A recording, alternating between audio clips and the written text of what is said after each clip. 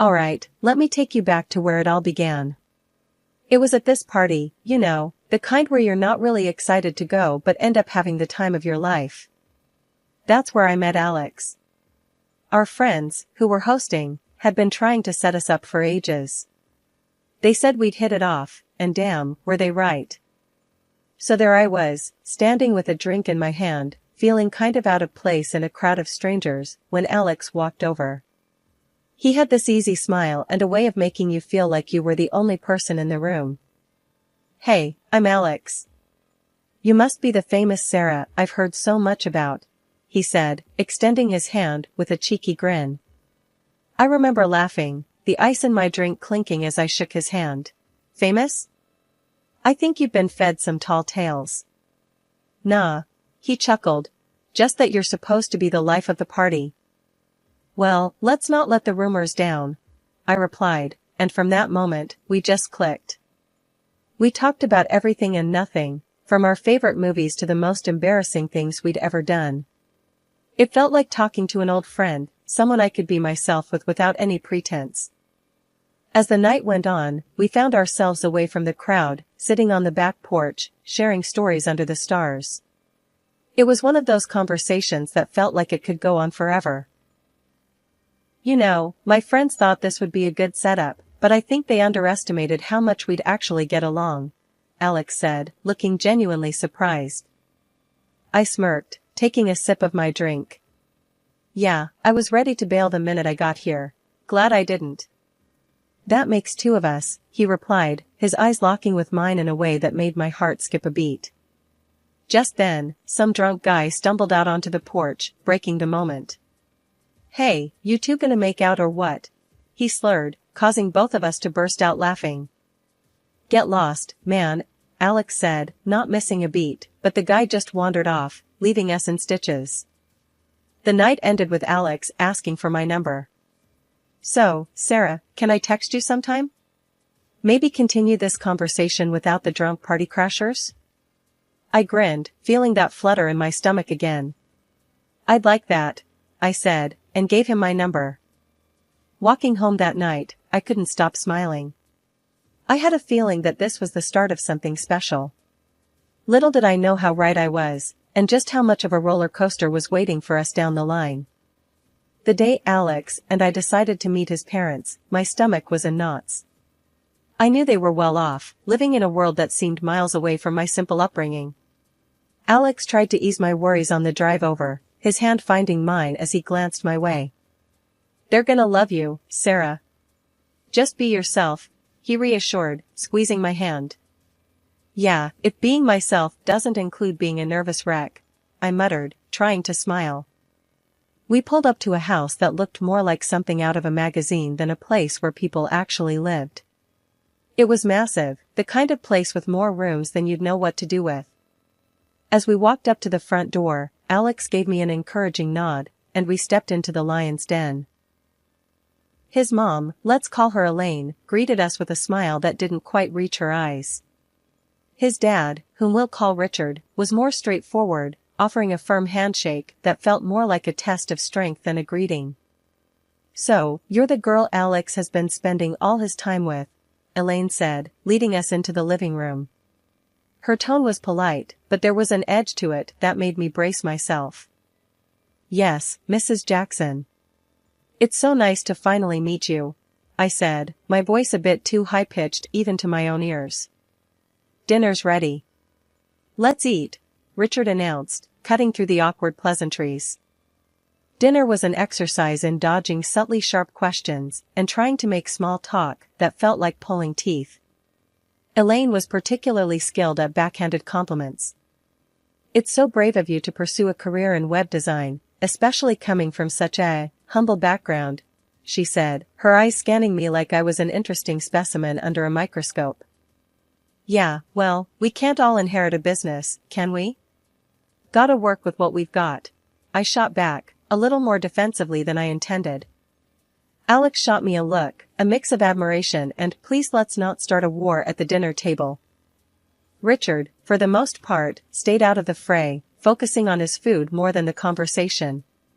But when he did chime in, it was with pointed questions about my intentions with Alex. So, Sarah, where do you see yourself in 5 years? Still trying to make it in web design, or have you considered something more stable? I took a deep breath, trying not to let my irritation show. Well, Richard, I'm pretty committed to my goals. Stability is great, but so is following your passion, right? The dinner dragged on, with every course feeling like another round in an invisible boxing match. By the time dessert was served, I was mentally exhausted, running on autopilot. On the drive back, Alex was quiet, a storm brewing in his eyes. I'm sorry about that. They can be a bit intense. I laughed, the tension from dinner finally starting to ebb away. Intense? That's one way to put it. But don't worry, I can handle a little heat. Alex grinned, reaching for my hand again. That's my girl. You know, you really impressed me tonight. Standing your ground like that. Yeah, well, someone's gotta keep your parents on their toes, I joked, feeling the night's stress melt away in the warmth of his smile. Life with Alex was everything I could have hoped for and more. We married surrounded by those who genuinely cared for us, ready to start our new life together. Almost immediately after, we were blessed with the arrival of our son, a bundle of joy who became the center of our world. Yet, despite the happiness our little one brought into our lives, a shadow loomed over our newfound bliss. Alex's parents refused to accept our son as part of the family. They harbored doubts, unfounded and cruel, about the paternity of our child, suggesting he wasn't truly Alex's. One evening, after we'd put our little guy to bed, Alex and I were slumped on the couch, each nursing a cup of tea, when he dropped the bombshell. Sarah, my mom called today, he began, the words heavy. She's insisting on a paternity test. I choked on my tea, coughing as the words sunk in. She what? My voice was a mix of disbelief and anger. Yeah, I know, it's insane. She's out of line, Alex said, running a hand through his hair, looking as frustrated as I felt. Why now? What's her problem with us being happy? I was fuming, the idea of it all so offensive, so invasive. Alex sighed. She's convinced herself that. I don't know, that our son isn't mine. Says it's for the family's peace of mind. Peace of mind? What a load of crap. I snapped, my temper flaring. And what did you say to that? I told her she was being ridiculous, that it's an insult to even suggest it. But she's adamant. She's even willing to pay for the test, Alex explained, his tone defeated. I stood up, pacing the room, my mind racing. And if we say no? Then she threatens to cut ties, disown me, or worse, drag us through some legal battle. She's bluffing, I think. But Sarah, I don't want this hanging over our heads. I stopped pacing, looking at him, the anger simmering down to a painful realization. So, we just do it? Prove her wrong and shove it in her face? Alex nodded. Yeah. We do it, not for them, but for us. To end this nonsense. The day of the test, we were a quiet storm of nerves and silent defiance. The clinic was sterile and impersonal, the process clinical and cold. We gave our samples, our little guy oblivious to the tension, babbling happily in my arms. On the ride home, Alex tried to lighten the mood. Imagine the look on her face when the results come in. Congratulations, it's a grandson. I couldn't help but snort, despite the situation. She'll probably accuse the lab of being in on a conspiracy. We laughed, a brief respite from the weight of it all. The wait for the results was agonizing, each day stretching on. When the envelope finally arrived, we sat together, hand in hand, as Alex tore it open. Reading the results, a mix of relief and vindication washed over us. 99.99% Alex was indeed the father.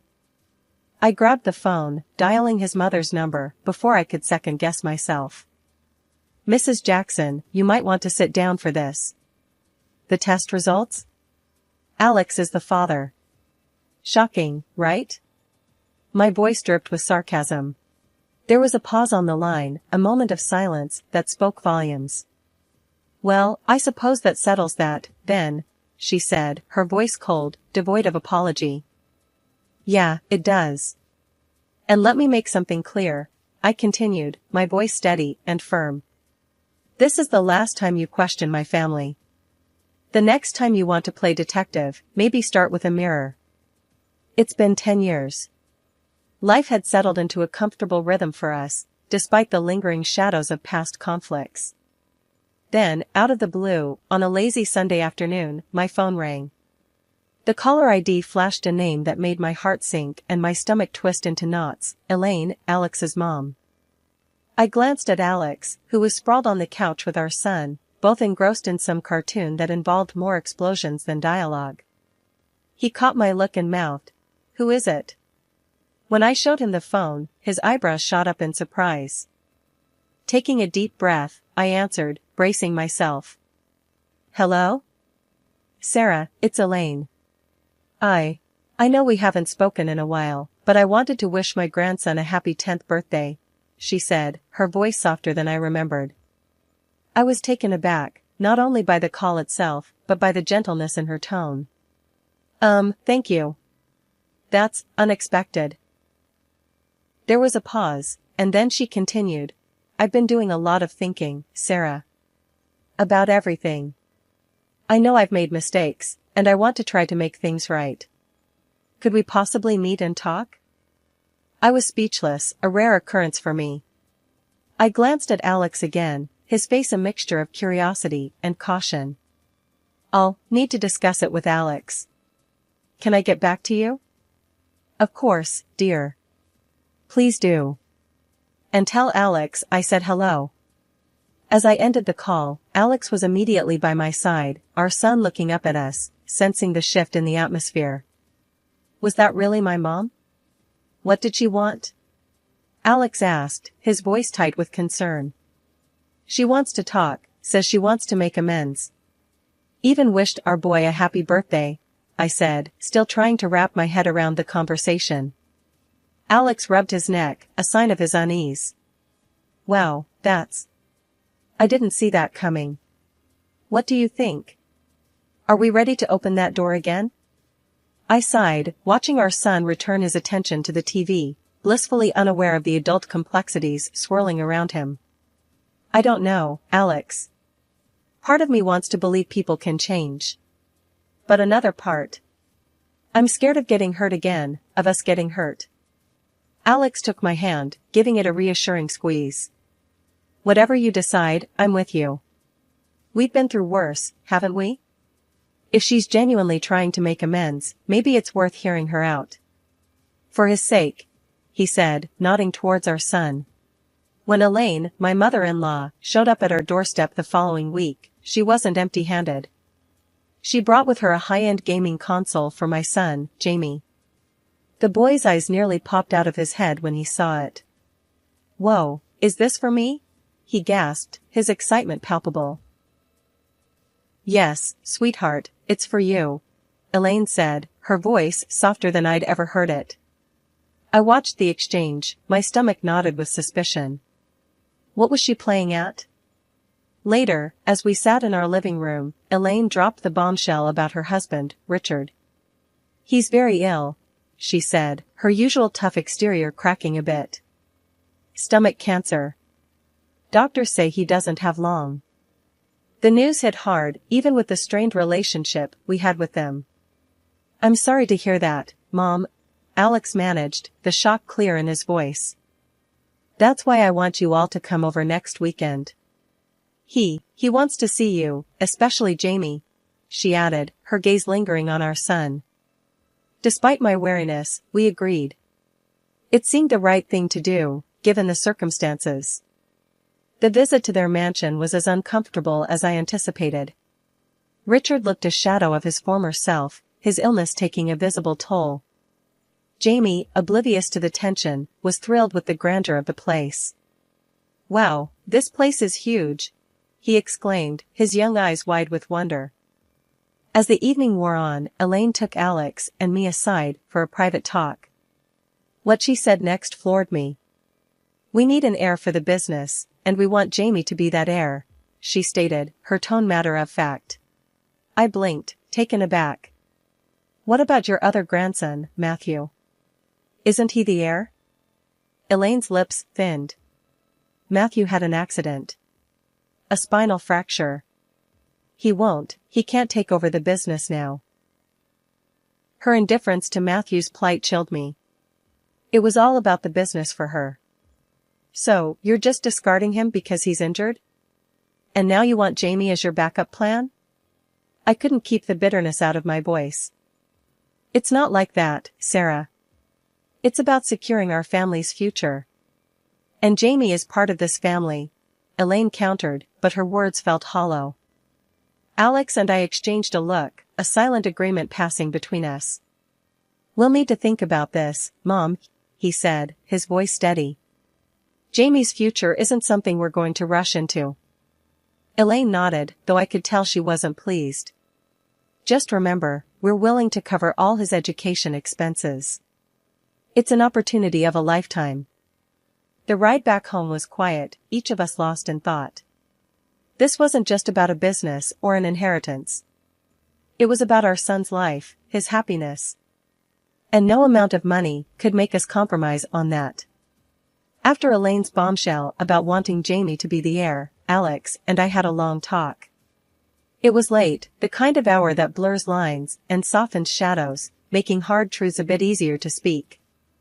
Can you believe this, Alex?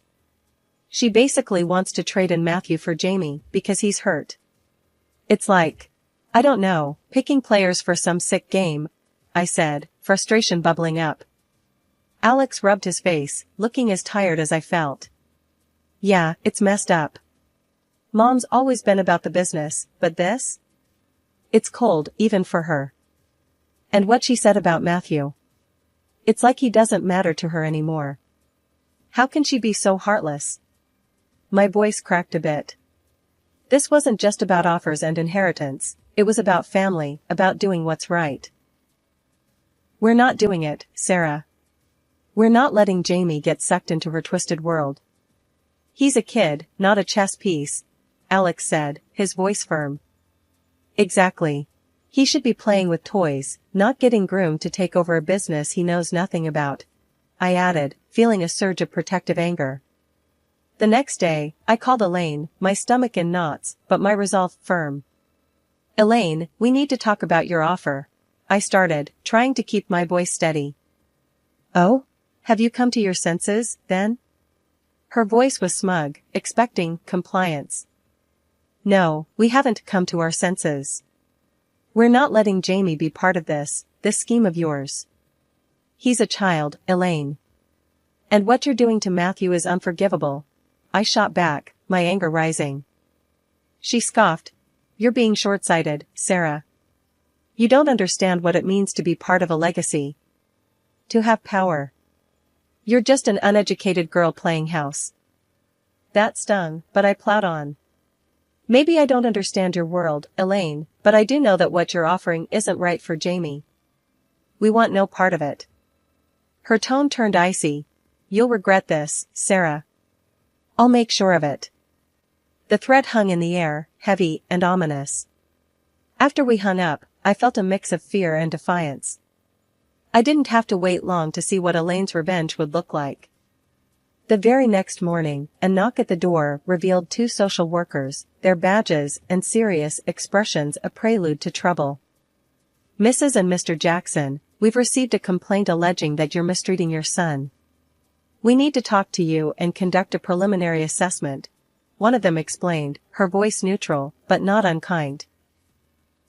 Alex and I exchanged a look of disbelief. Mistreating Jamie? That's ridiculous. Who would even say something like that? Alex sputtered, his confusion mirrored in my own heart. The social workers remained professional. We're not at liberty to disclose the source of the complaint, but please understand, we have to investigate all claims. They asked to see Jamie, to talk to him, and to inspect our home. It was humiliating, invasive, but we complied, knowing we had nothing to hide. Jamie, bless his heart, was confused, but told them how much he loved us, how we played together, and about the new game console Grandma gave him. After their visit, they seemed satisfied that the complaint was baseless but informed us that they would open a case for a standard 60-day review. Once they left, Alex exploded. "My mom has gone too far this time. This is war." I nodded, feeling a mix of dread and determination. Elaine's move was low, even for her. But Alex and I were united, ready to protect Jamie from her manipulations, no matter what it took. A week passed, with an uneasy quiet. Then, as if challenging the peace, the social workers returned, this time with a new claim from Elaine, my mother-in-law. They relayed that there had been a report Jamie was left home alone, a situation we knew never occurred. The accusation was ludicrous, but the implication was severe, and it set a chill down my spine. After the social workers left, Alex, with a storm brewing in his eyes, called his mother. I could only hear one side of the conversation, but the tension in the room was palpable. "Mom, this has to stop. You're not just crossing lines, you're obliterating them. Why would you say Jamie was left alone?" His voice was a mix of anger and disbelief. The response was a cold laugh that echoed through the speakerphone, sending a shiver down my spine. "Oh, Alex, you really don't know me at all if you think I'll just stand by. Everything will go as I have planned." The following week, our nightmare scenario unfolded. Jamie didn't come home from school. Frantic, we called around, only to discover Elaine had picked him up, claiming she had our permission. My heart stopped. When we finally got Jamie on the phone, his words twisted the knife deeper. "Grandma says I can stay with her. She buys me stuff and lets me do what I want," he said. The realization that Elaine would go to such lengths to manipulate our son, to tear him from us, was a wake-up call.